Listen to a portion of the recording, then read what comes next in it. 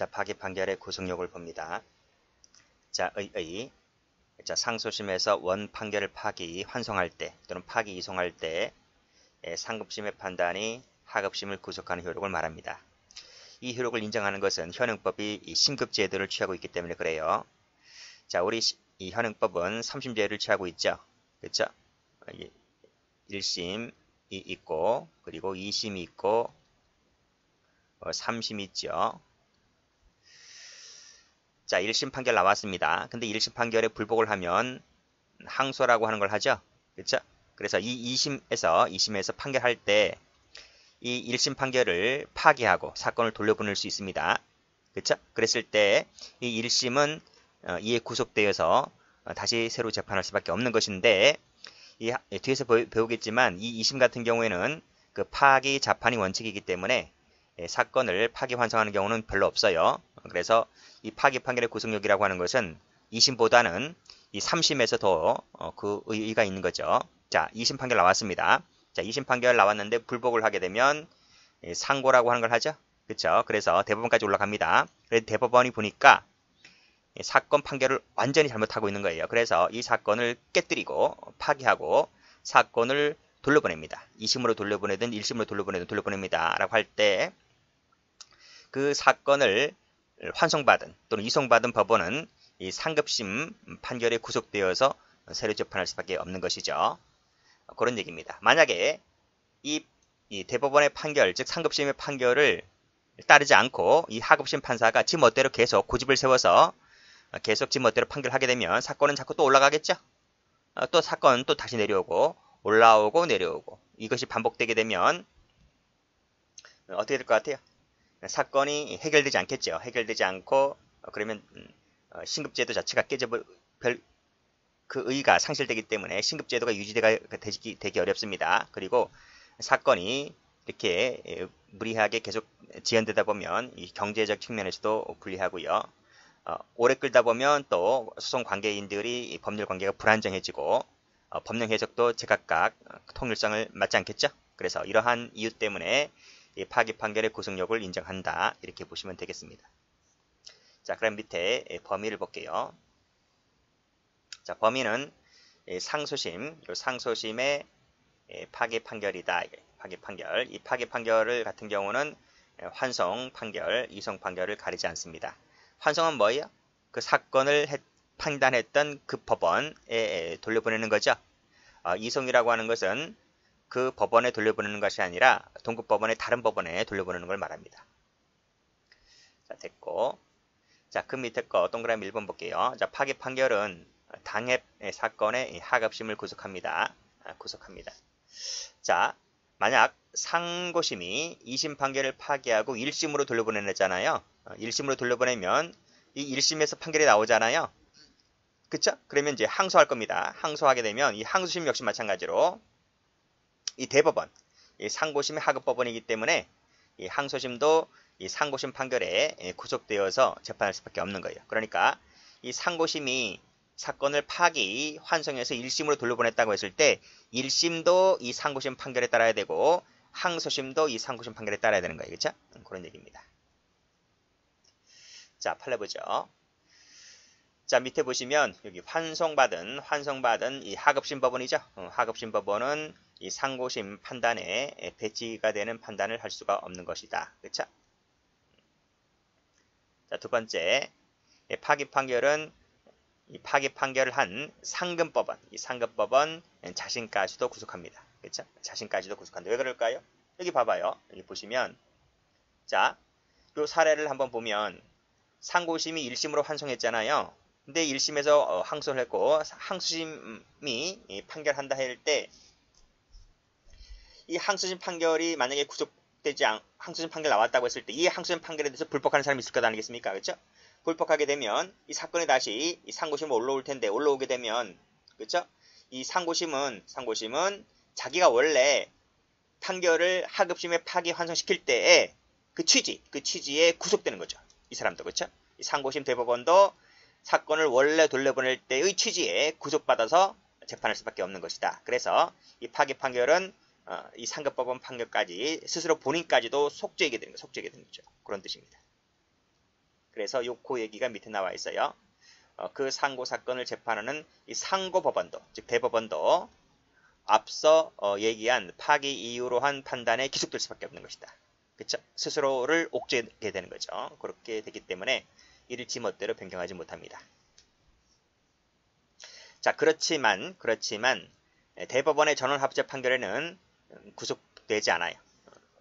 구속되지 않는다. 전원합의체에는 이 상급법원의 판결이 구속되지 않는다. 왜 그럴까요? 법률심이기 때문에 그래요. 그래서 밑에 보시면 이 전원합의체 판결 같은 경우에는 법령 해석 적용에 관한 의견을 스스로 바꿀 수 있는 것이기 때문에 따라서 이 전원합의체 판결의 종전에 환송 판결의 판단을 변경할 필요가 있다고 인정할 때에는 마지막 줄에 변경이 가능하다 이렇게 보고 있습니다.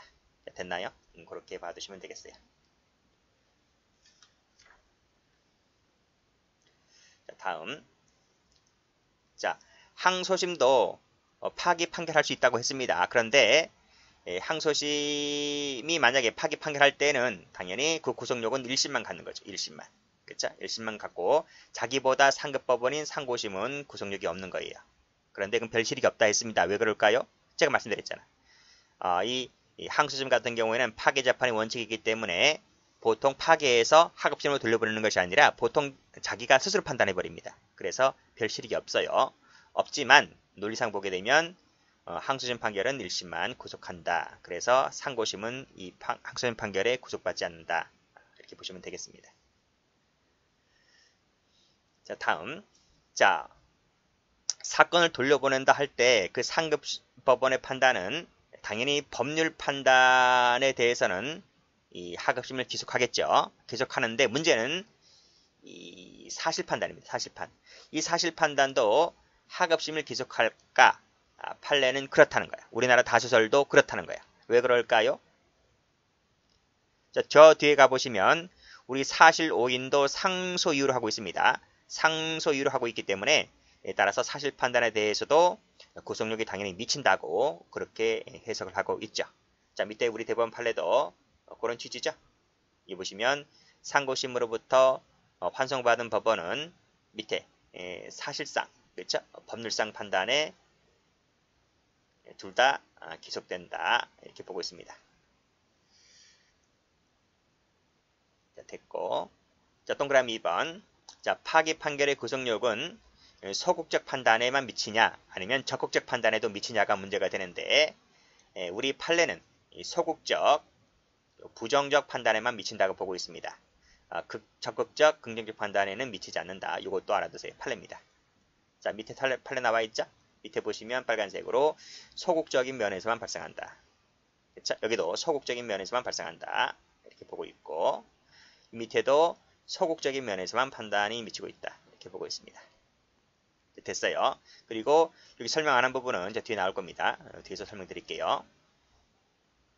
자, 그래서 다시 한번 말씀드리면 색깔을 칠해야 되겠지? 색깔을 칠해보면 앞 페이지 가서 여기 색깔, 그다음에 여기 색깔, 여기 색깔, 그리고 색깔 달리해서 여기 색깔 됐고 그 다음에 여기는 별 중요하지 않고 그냥 눈팅하시고요. 그 다음이 여기죠? 여기 판례 보시면 법률상 사실상 여기 색깔 여기도 소극적 색깔 여기 색깔 여기 색깔 이렇게 하시고 천천히 읽어보시면 됩니다. 자, 됐어요. 자, 그리고 자, 구속력의 배제를 보면 자, 파기 판결의 구속력은 사실관계가 동일하다는 것을 전제로 하고 있죠. 그렇죠? 동일하다는 것을 전제로 하고 있는데 만약에 동일하지 않다면요. 동일성이 전제가 되어야 되는데 동일성이 전제가 되지 않는다면 구속력은 당연히 배제가 되는 겁니다. 그래서 환송 또는 이송받은 이후에 새로운 사실과 증거가 발생되어서 그죠? 새로운 것이 발생되어서 사실관계가 바뀐다면 당연히 구속력은 배제가 됩니다. 이게 판례입니다. 밑에 보죠. 여기 보시면 여기 새로운 나와 있지? 새로운 증거가 제출되었다. 새로운 증거가 제출되었다. 그래서 변경세무 치시고 그랬다면 구속력이 배제가 된다는 취지입니다. 여기도 새로운 증거가, 여기는 이렇게 새로운 증거가, 여기서는 변동이 되어야 되는데 변동되지 않았다 그랬지? 변동되지 않았다. 여기 동그라미 쳐봐요. 변동되지 않았다. 동그라미. 그러면 구속받습니다. 그렇죠? 변동이 되어야 구속받지 않지만 변동이 생기지 않으면 구속받습니다. 변동이 생기면 구속당하지 않고 변동이 안 생기면 구속당하고, 그런 내용이고, 여기도 보면 여기도 여기 변동 생겼다 그랬죠? 새로운 사실과 증거가 제시가 되어서 변동이 생겼다. 변동 세모 쳤죠? 세모 쳤습니다. 변동 세모 치시고, 그랬다면 밑에 구속력이 미치지 않는다. 그렇죠? 구속력이 미치지 않는다. X 하시고, 또 여기도 보시면 새로운 나와 있죠? 새로운 나와 있습니다. 새로운 사실과 증거에 따라서 종전 판결과 똑같은 결론을 낸다든지 하더라도 위법은 아니다. 위법은 아니다. 자, 앞으로 올라가 볼게요. 자, 페이지 한번 가보시면 여기죠? 여기 새로운 자, 증거나 또는 새로운 간접사실이 제시되는 이유로 인해서 변동이 생겼다면 기속력이 미치지 않는다. 그쵸? 미치죠? 그래서 여기 또 새로운 증거에 따라 발생해서 사건의 변동이 발생했다면 종전과 똑같은 결론을 내려도 되고, 또는 더 무거운 결론을 내려도 되고 위법이지 않다, 이렇게 봤습니다. 그치?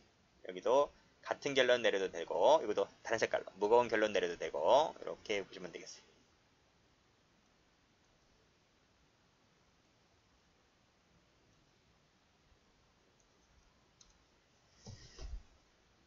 자, 쭉 내려와서 여기도 색깔 칠해야 되겠지. 변동. 여기는 다른 색깔이고 변동이 생기지 않는다. 여기 변동. 그렇죠? 그다음 새로운 말. 앞 페이지도 변동. 새로운.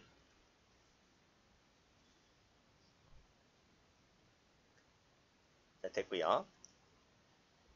자, 그 다음 여기 보시면, 자, 파기 판결의 구속력이라고 하는 것은 법령과 판례가 똑같다는 것을 전제했을 때를 말합니다. 그렇죠? 따라서 파기 판결난 이후에 법이 바뀐다든지 판례가 바뀐다든지 했을 때에는, 그치? 바뀐다고 했을 때는 구속력이 미치지를 않게 됩니다. 자, 또 상소심에서 판단을 하지 않았다 했죠? 그렇죠? 판단을 하지 않은 부분이 있습니다. 판단을 하지 않았다. 이렇게. 그랬다면 확정되는 것이 아니므로 하급심은 다른 판단을 할 수가 있는 겁니다. 그 말은 뭐다? 구속력이 미치지 않는다. 그치? 그런 얘기입니다. 여기도 보면 여기 피고인들이 상고 이유로 삼지 아니한 부분에 상고가 이유 없다는 판단을 따로 한 바가 없다면, 그렇죠? 판단 안 했지? 판단 안 했습니다. 그랬다면 유죄 판단이 실체적으로 확정되는 것이 아니기 때문에 이를 환송받은 원심이 그 부분에 대해서 다시 심리 판단하여 일부를 무죄로 선고했다 하더라도 배치가 되는 것은 아니다. 달리 판단할 수가 있기 때문에 그렇게 보시면 되겠습니다. 그래서 올라가 보시면 여기 변경된다 그랬지? 쭉 내려와서 여기도 변경이 있다는 말씀드렸고, 판단하지 않았다 이거지. 그러면 구속력이 미치지 않기 때문에 다시 판단할 수가 있는 겁니다. 여기도 똑같이 판단을 하지 않았다 이렇게 하시면 돼요. 같은 취지는 같은 색깔로, 다른 취지는 다른 색깔로 색깔펜 잘 쓰시면 돼요. 자, 여기도 보시게 되면 구속력 효과 구속됩니다. 구속되기 때문에 하급법원은 다른 판단을 못 내려요. 못 내린다. 만약에 다른 판단을 내렸지? 그러면 상고심 법령 위반을 이유로 인해서 파기시킵니다. 이게 다 판례입니다. 자, 여기 보시면 하급심 환송받은 법원으로서는 배치되는 판단을 할 수가 없다 그랬어요. 그런 취지입니다. 여기까지 합니다.